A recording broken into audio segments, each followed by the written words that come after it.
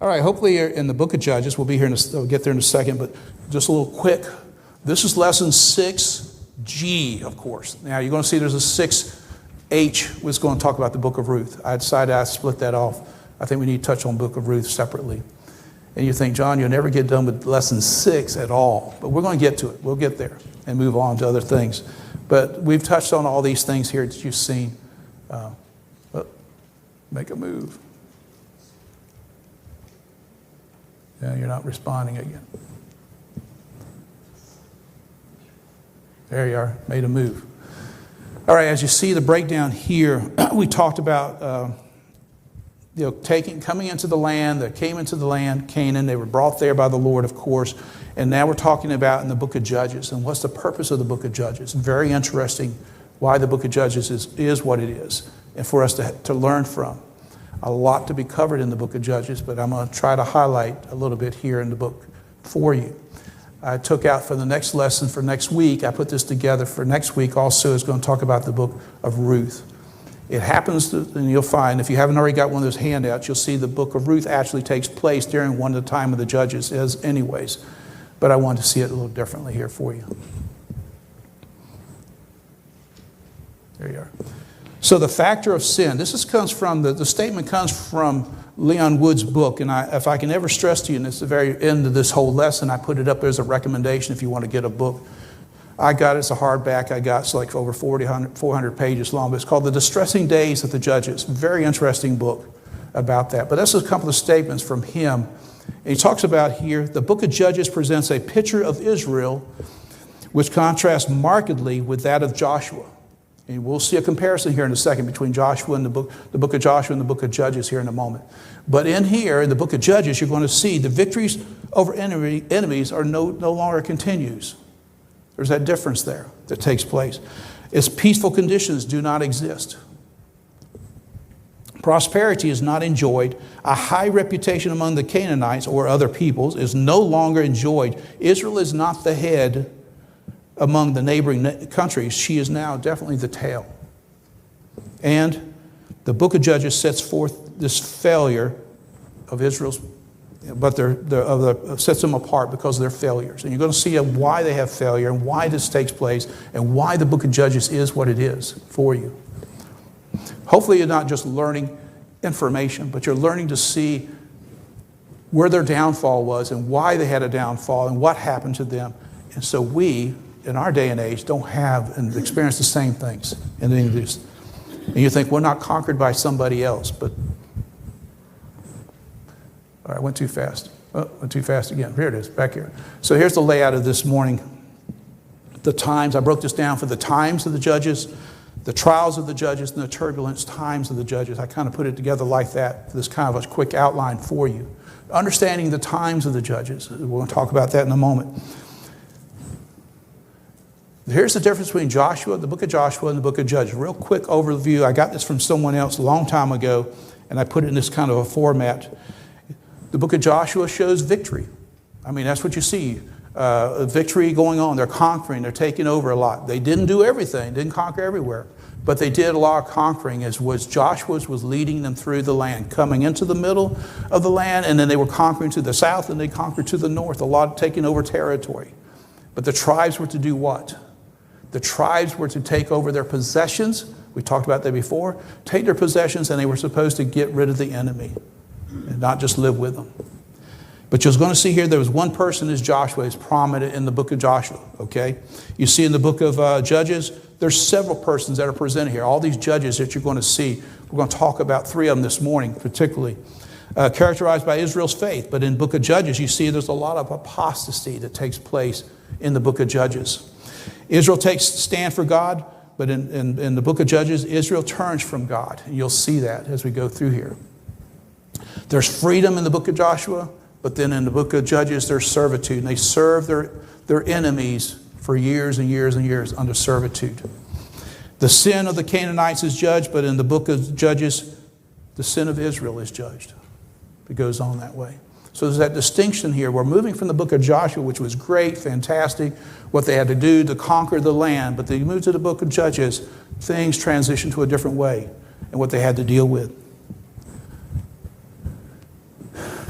After Joshua's generation, so if you're in Judges chapter 2, and you're going to see a few highlights as we go along here. But in Judges chapter 2, I'm sorry, did I say Judges? In Judges chapter 2, you're going to see here, back it over here. Go down to Judges chapter 2 and go down to verse 8. And Joshua the son of Nun, the servant of the Lord, died, being 110 years old. And they buried him in the border of his inheritance in Timnath-Heres, in the mount of Ephraim, on the north side of the hill of Gash. And also all that generation, keep that in mind, all that generation of Joshua, all those people there, were gathered unto their fathers, and there arose another generation after them, which knew not the Lord, nor yet the works which he had done for Israel. So think about that. Joshua has passed away, and Joshua is the one who led them into the land, and the whole generation of his time, they also passed away. So a new generation comes up again. A new generation doesn't know the things the Lord, hasn't experienced some of the things that the Lord has done, or doesn't want to care about knowing what they have done. Because you see here, it says there, another generation after them which knew not the Lord, nor yet the works which he had done for Israel, rises up. It's so important. It's so important that we teach our children, teach each generation about the Lord. It's so important. As you see here, the statement here, they turn their backs on the God who brought them into the land. They wind up turning their back on the Lord. That phrase that you see there, and I wanted to point that out now because you'll see it, it's at the very towards chapter 17 and chapter 21. It's the statement here. As you read through the book of Judges, hopefully you have read through the book of Judges, but this phrase here stands out. In those days there was no king in Israel, but every man did that which was what? Right in their own eyes. Don't we hear it today? Have it your way. Big phrase. Have it your way. Do it. You're important. You do it your own way. We see that too much going on. And that's what they lived by. They wanted to do it their way. They did what was right in their own eyes. How dangerous that is to have everything but done by your own eyes. What we might rewrite to somebody here, somebody's right over here, there's a conflict here. There's no standard here going on. Even though they had no king, they had no leadership, they chose not to have a leadership. And who was supposed to be their leader? The Lord. The Lord was their leader, and they chose not that. So they wanted to do it their own way. So keep that in mind there. The children of Israel entered the land of promise with high hopes and exuberant expectations, and all that was great, fantastic. Get into the land. We've been brought through the wilderness now. We're the group that brought in. Take this land, but things changed. As you see here, there's a note here that, from McGee, J. Vernon McGee, he said here, you would expect these people who were delivered out of Egypt, led through the wilderness, and be brought into the land with such demonstration of God's power and direction, attain a high level of living in victory. Hey, we're in this new land. We got this. Lord has blessed us with it. Let's go with it. But what happens? It changes. They failed ignorantly and suffered miserably, defeat after defeat. Because that other generation came up and they did not know the Lord, and the things changed. Moving on there, chapter 1. This is a quick view of certain things, but chapter 1, just for you to know, mentions over 9 of the 10 tribes and their failure to win a total victory in driving out the enemy. They were to drive out the enemy. Chapter 2, and I'm going into chapter 1 and chapter 2 in detail anywhere, but I just want to give you this highlight here. Chapter 2, a report on the sad condition of the people that eventually required judges to be raised up to deliver them. This chapter outlines the entire book, and that's what you got. If you haven't, we'll see it in a second here. You're going to see that cycle about the judges. You're going to see that in a second here. You'll see it in chapter 2, starts in that, talking about the judges, about rising up, the Lord raising up judges for them, to lead them. The word judge, judgment, and judge are used 22 times in the book. The word evil is used 14 times in this one book. Because you'll see this about them. They'll do what's evil in the eyes of the Lord. And of course, doing what's evil in the eyes of the Lord brings what on you? Brings judgment. That's what happens. So moving on here. Well, I'm here talking to you and you're not seeing what I'm looking at this and it's not working there. I just said that to you. Chapter 1, chapter 2, I just read that to you. I'm sorry. Trying to coordinate two things here. I just said this about the words of judge and evil here. Okay, for chapter 1, we just talked about chapter 2, what was highlighted in both those two chapters there. So here, the failure of the tribes of not occupying all their land not only yielded unpleasant conditions for them, but it also constituted a serious sin in the sight of God. And this is some of the things it brought upon them to think about. It constituted a direct disobedience because the Lord said, do this. And they did what they wanted to do and failed to do what they were supposed to do. Okay? The danger of intermarriage. There's a danger of intermarriage because the people that were there that lived in that land, the Canaanites and all these different tribes, different groups of people, nations, what kind of background did they have? Pardon? I'm sorry? They worship heathen. Heathen gods. They worship heathen gods. They worship Baal and all other things. It does make a difference who you marry. It does make a difference who you join up together with. Can two be married and be two different directions? Somebody's going to lose here. It's not going to work. And with them, the danger that they were impacted by that, by this pagan influence upon their lives, because they chose to do those things. I can't remember which passage it was, but it talks about where they gave their daughters to them and they took their daughters to them to be their wives. The danger of all of that. And that's what they suffered through, choosing to do that. The cycle here that you have on the back of that paper, I can't remember which one it's on. One of the papers has it. The cycle of the judges. You'll see this. I took this particular, the cycle happens over and over and over with these judges that takes place. But if you see, I'm going to turn around here to the first one here. Sin. They did evil and forgot the Lord, their God, and served Balaam. And Balaam is a false god, and that's who they wind up serving. And with that comes, as you see the next point here, if I can get to it, it's judgment. The anger of the Lord was hot against Israel, and he sold them because they choose what? They chose to not follow the Lord. They chose to follow idolatry and the wickedness that goes with it. There's a lot involved in that Balaam and that kind of worship there. It's horribleness, immorality with it.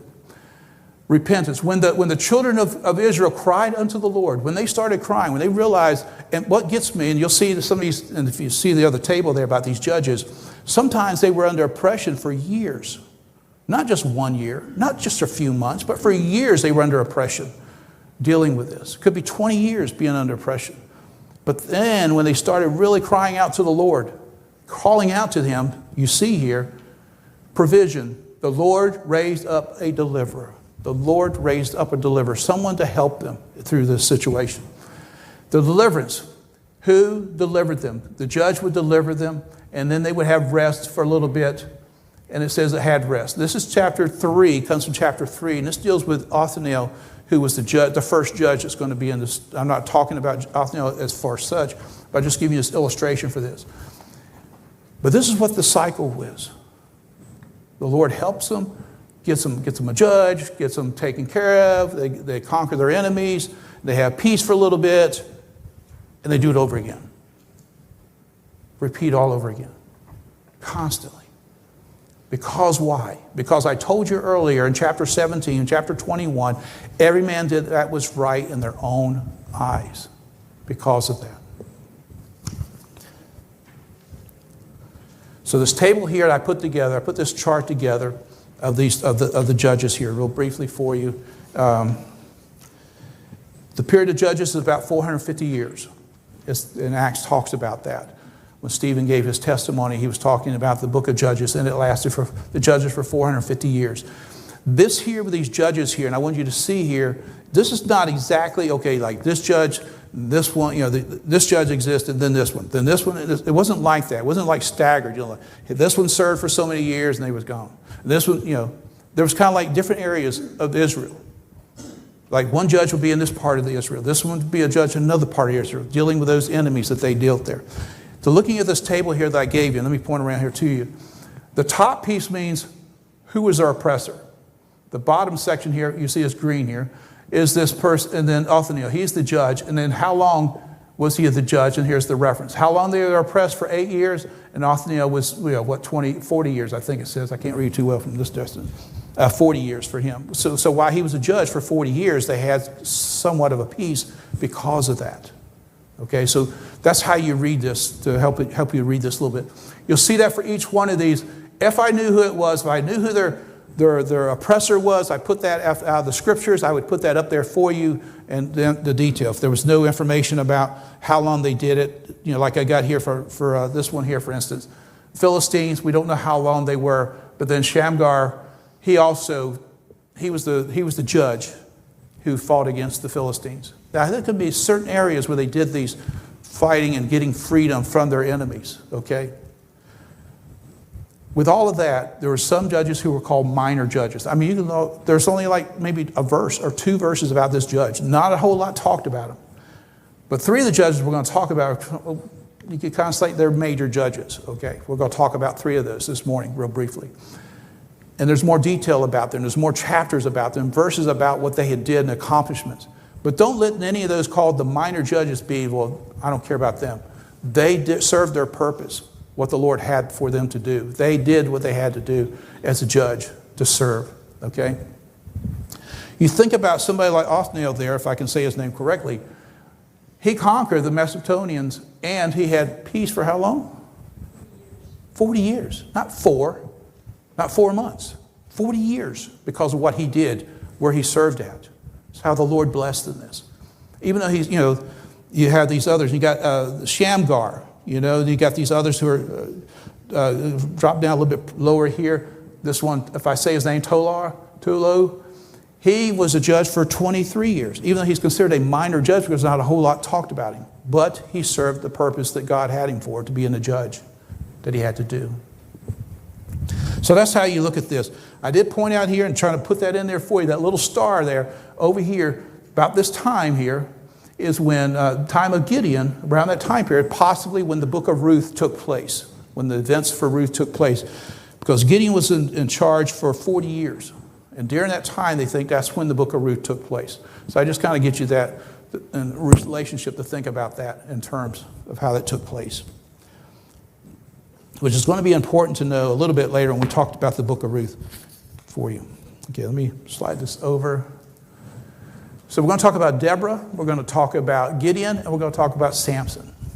And I know you first think, well, Deborah, she was a judge. A woman was a judge. Yes, she was a judge. She worked with somebody, did she not? Who did she work with? Deborah and Barak.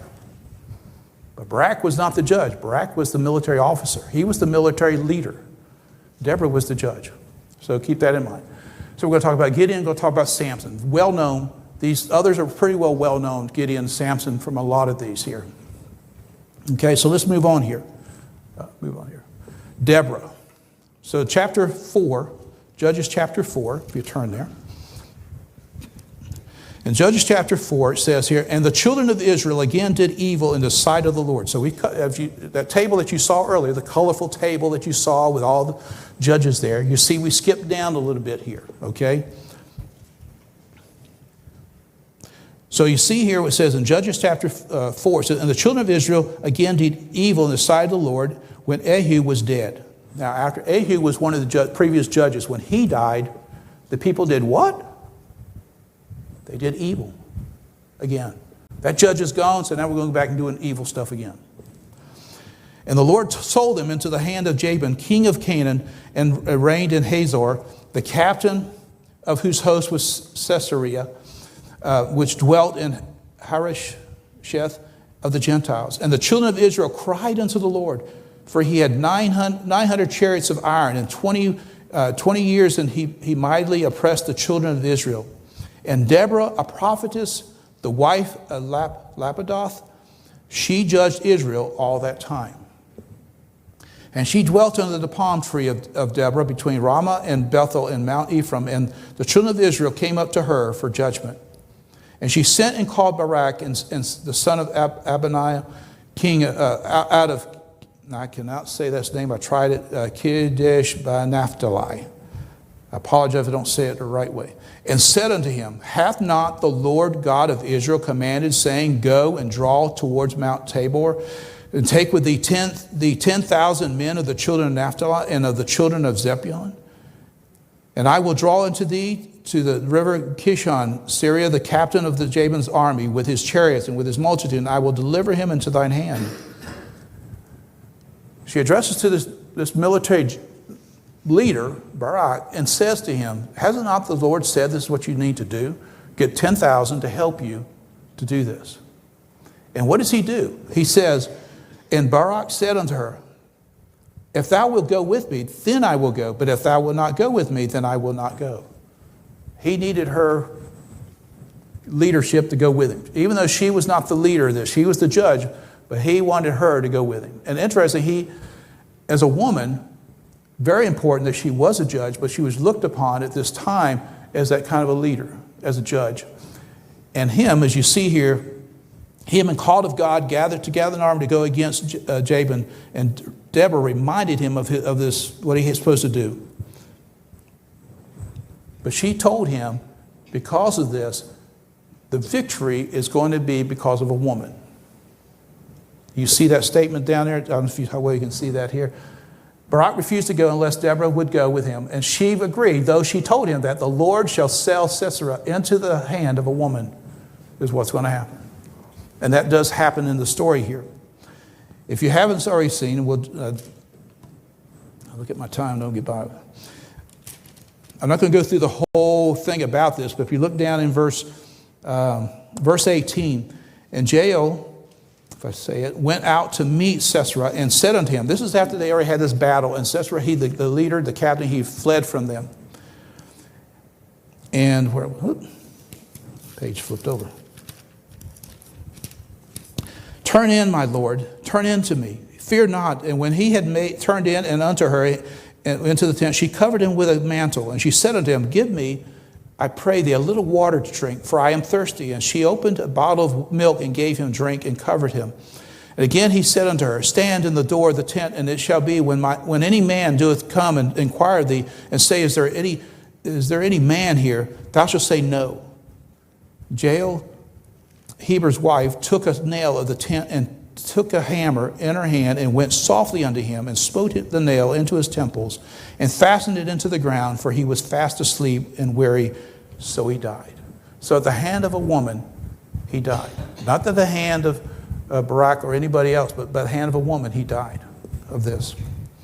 And you see down here in verse 22, and behold, as Barak pursued Sisera, Jael came out to meet him and said unto him, come, and I will shew thee the man whom thou seekest. And when he came into her tent, behold, Sisera lay dead, and the nail was in his temples. So God subdued all that day Jabin, the king of Canaan, before the children of Israel, and the hand of the children of Israel prospered and prevailed against Jabin, the king of Canaan, until they had destroyed Jabin, king of Canaan. The next chapter deals with a song that Deborah sings. I'm not going to go into the song and all that, but she does talk about the judgment. Talks about how the Lord has taken care of them and blessed them in their lives. Moving on to the next judge, if I can. Gideon. Gideon's well known. What's something you know about Gideon already? What do you know about Gideon? Don't read all that. Don't even look at that. What do you just know? Anybody? Real quick. Quick. He was caught, his parents were told, God talked to his parents and told him that he was to go. He was going to go. Okay. So what else about Gideon? There are probably two key things about Gideon that you probably, one of them we're going to talk about this morning real briefly, but for sure. When he was told to go, what did he do? What did he ask the Lord? Put out a fleece. Does it get wet? The ground stays dry. So that happens. So the Lord said, I'm going to try it again. Next day, I want the fleece to be dry and the ground to be wet. And the Lord did both of those. Okay. So that kind of, if you ever heard about Gideon, you probably remember that story there. I'm skipping over this real quickly for you. But also about Gideon here, if you see, Gideon was a weak man chosen by God.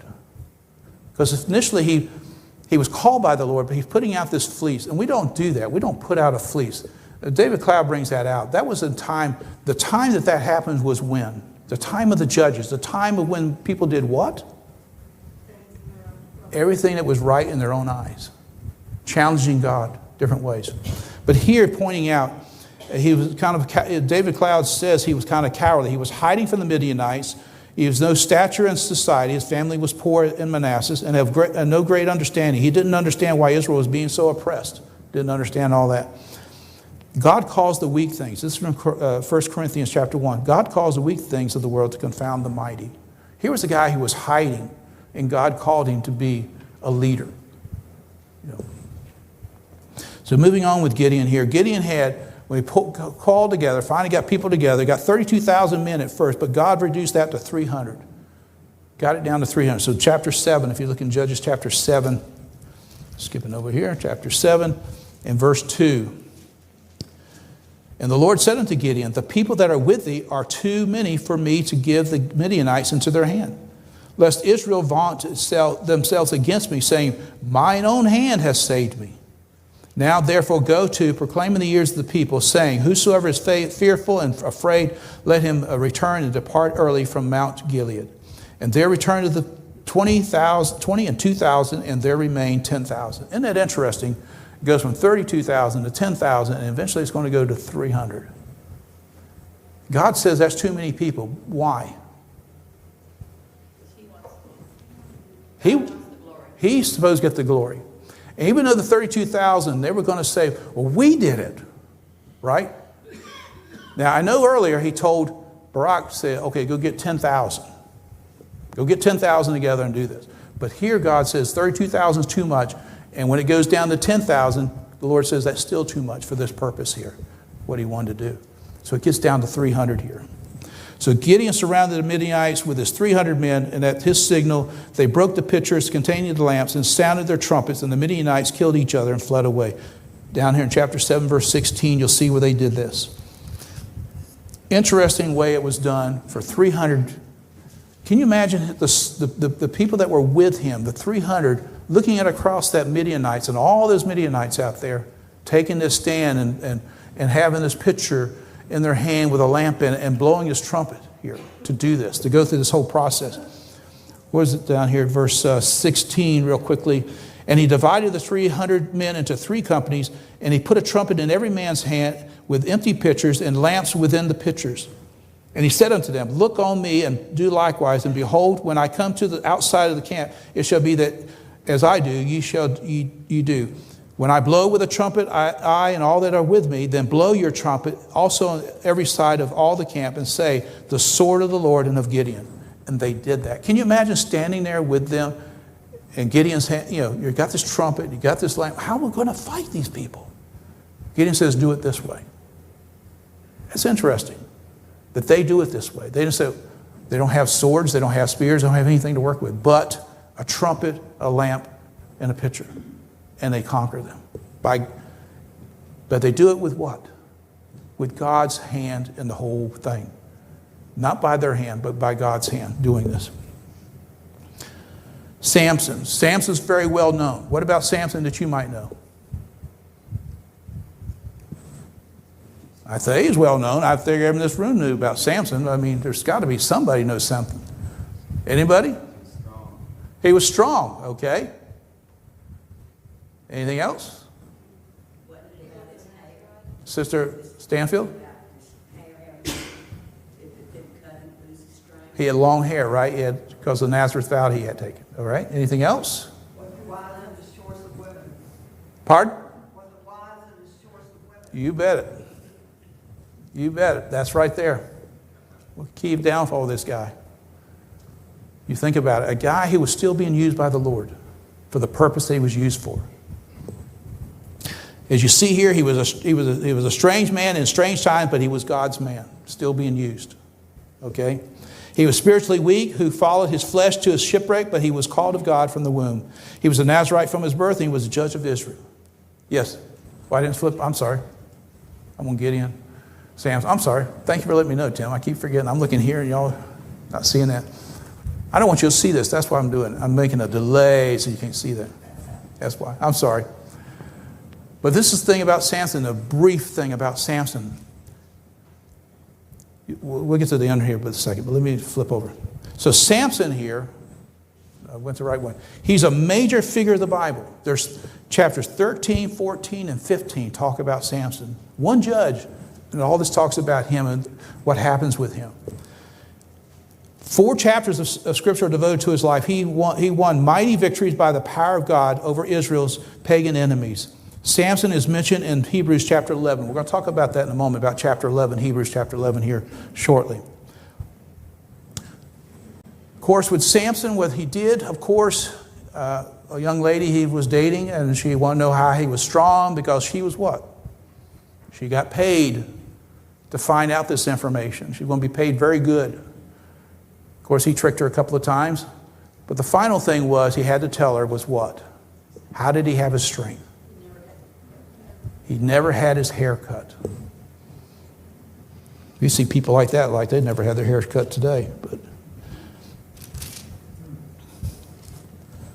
let me get over here, chapter 15. Move over faster. Getting pages here.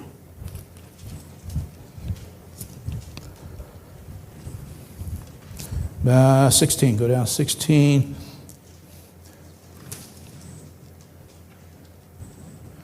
Yeah, verse 15, and she said unto him, how canst thou say, I love thee, when thine heart is not with me? Thou hast mocked me these 3 times, and I'm in chapter 16, verse 15, and hast not told me wherein thy great strength lieth. And it came to pass when she pressed him daily with her words and urged him, so his soul was vexed unto death. And then he told her all his heart, and said unto her, there has not come a razor upon my head, for I have been a Nazarite unto God from my mother's womb. If I be shaven, then my strength will go from me, and I shall become weak, and all be like any man. And she winds up telling him. And she tells him, he falls asleep, she has his hair cut off, he wakes up, she tells him the Philistines are here, and what happens? Got up, but he can't do it. He don't have the strength, the ability to fight them. And they put his eyes out, and they make him, as you see here, this little illustration here, how you see it, to work like a slave. No strength there. But he let a woman lead him astray again, right? And lost his strength because of what he did. And the short of it is, later on, you see where his hair grows back. In verse 20, let's go down here to verse 26. We'll back it up a little bit. Verse 23. Then the lords of the Philistines gathered them together for offer a great sacrifice unto Dagon their God, and to rejoice, for they said, our God hath delivered Samson, our enemy, into our hand. And when the people saw him, they praised their God, for they said, our God hath delivered into our hands our enemy and the destroyer of our country, which slew many of us. And it came to pass, when their hearts were merry, that they said, call for Samson, that he may make us sport. And they called for Samson in the prison house, and they made him sport, and they set him between the pillars. And Samson said unto the lad that held him by the hand, suffer me, that I may feel the pillars whereupon the house standeth, and I may lean upon them. He's blind. He needs the young lad to help him, gets between the pillars, and he calls upon the Lord and asks the Lord to help him, the strength that he needed one last time. And with that, all this falls down. Everything falls down around him. In verse 29, and Samson took hold of the 2 middle pillars upon which the house stood, and on which it was borne up, and of the one on his right hand and one on the left hand. And Samson said, let me die with the Philistines. And he bowed himself with all his might, and the house fell upon the lords and upon all the people that were therein. So the dead which he slew at his death were more than which he slew in his life. It's a sad way to go, but it served the purpose, what he did, to take out more of the Philistines as well. Moving on here. The turbulent times, and this is what I'm trying to get to, this turbulent times, and I got the conclusion to get to for you. The turbulent times, these last 2 chapters here, not the last chapter, but the last section of the book of Judges in chapter 17 through 21 here.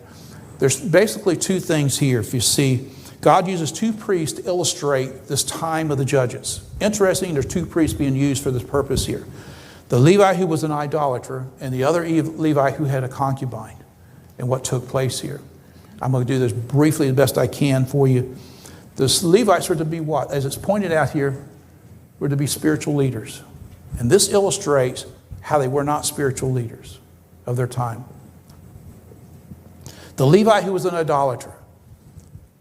One of the Levites whose mother helped, he stole from his mother. He gave the money back. And the mother said, hey, let's make an idol. And let's have a priest. And you be a priest. You make your son a priest. And all that. And they have an idol.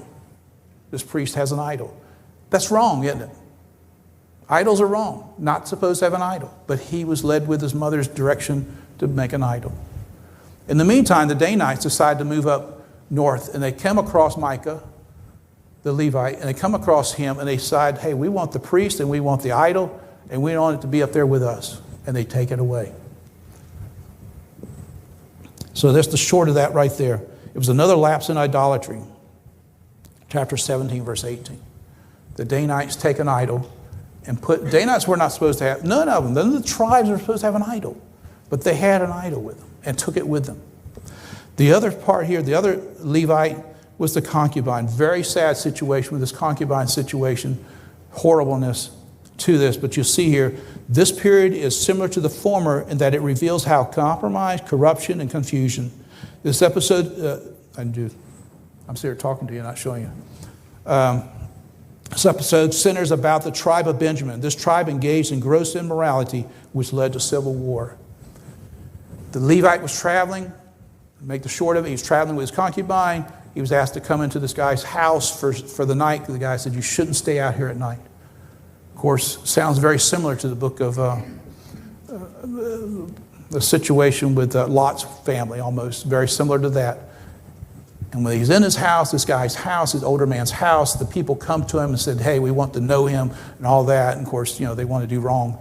And of course, he sends out his concubine out there and they abuse his concubine and she dies. The next morning, she's on the doorstep. The sad part is he takes her, she's dead, takes her. I know it sounds horrible, but this is what's in the scriptures here. He cut her up and split 12 different ways to the different tribes. Horribleness of thinking about this taking place from a Levite doing this. But he did this to get the attention of the country of what's going on. Because what the Benjamites did and what the Benjamites held on to. And with that led to a civil war that almost wiped out a tribe, the Benjamites. Almost wiped out an entire tribe of Benjamin here. This shows in the book of Judges the horribleness that things were taking place. These two illustrations here for these two Levites of what happened here. Trying to illustrate more of the other things that went on, the atrocities here. This is horribleness that took place. But God had it in his word here for us to know. Okay? So I'm going to move over here to the conclusion for you. Nevertheless, the Lord did what? The Lord raised up judges for what they had. This whole time period, the Lord raised up judges. And with these judges, in light of the turbulent times, you do turn to Hebrews chapter 11 here if you want to. We'll be there in a second. I think I got mine almost not there. These turbulent times, I'll be in there in a second. In the light of turbulent times, within God raised up judges to help his people. Some of those judges have their names, and of course, chapter 11 is known as the chapter of faith, that particular chapter of faith there. This lesson addressed three of the judges. I talked about Deborah, Gideon, and Samson. Deborah's not mentioned in this chapter here in chapter 11, but the general that she worked with, the military leader, was Barak. He's mentioned in there, okay? Each judge was common people, had a memorable impact on history and lessons. Of course, I wanted you to see, hopefully I did it well enough and quickly enough. I know I've been trying to do this.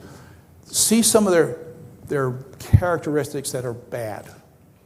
In other words, like Gideon, And I forgot to say that about Gideon. Gideon made an ephod which became worshipped. I think I skipped past that part in the bullet there on the slide. But he made an ephod that became an idol to the people, which led to idolatry also again with what Gideon had done.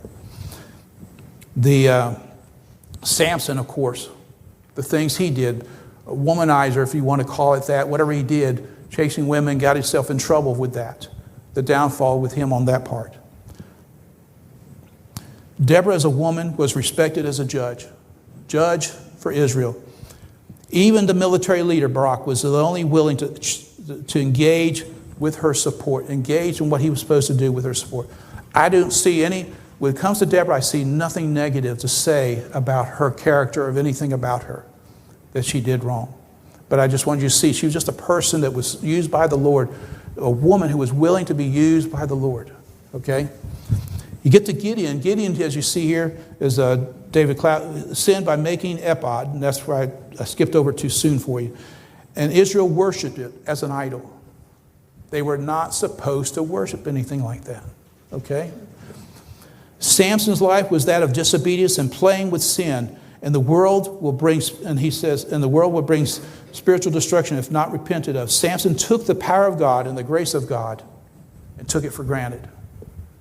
God blessed him with the ability, how much amazing ability he had, and he took it for granted. And of course, went after Delilah and got himself in trouble. But these were people that were still used by God. Even though they had downfalls, they were still used by the Lord. What about us in our own lives? Sometimes we can mess up in our lives. We can really mess up in things in our lives, but we can still get it right with the Lord, Even if you think about with Samson, his eyes are put out, he's put between the two pillars there, and he asked the Lord what? Let me have the strength one more time just to do this. And the Lord granted it to him. The Lord didn't have to, but the Lord granted it to him. Look, that's a second. Oh, I go the wrong way. I know it's a lot here, and I try to cover Judges a lot for you, and I try to highlight it a lot here for you. And I chose these three people because I thought they kind of stood out here for us a little bit here. But hopefully we learn something about their lives and see about them. What about in our day and age that we live in now? We may not live in the day of the judges. We have leaders, and of course, whatever leaders we got. We don't have a king, but we do have leaders. But where should our direction be at? Even as us, as Christians, where is our focal point should be at? In the Word of God. And who is our real leader? The Lord Jesus Christ is our leader. And following Him, following His direction is what we should be doing. Not those Christians, and I don't hurt anybody's feelings, but it might hurt people's, but those Christians who say they're Christians but say, I don't want to go to church, I don't want to be around people, I want to live my own way, I want to do it my own life, what I want to do. Isn't the church important? 1 Timothy, and I got it right here, 1 Timothy chapter 3 and verse 15. But if I tarry long, that thou mayest know how thou oughtest to behave thyself, where? In the house of God, which is the church of the living God, the pillar and ground of the truth. The book of Judges deals with, they failed to worship God. They failed, and they turned their back on the Lord. And they had the truth, they turned against that. How many times today we see people turning their back on the Lord? I don't want to go to church. Y'all can't preach to me. I don't want to be around y'all anymore. Whatever it might be. But where's the truth at? The Bible says the church is the pillar and ground of truth, where people should be at.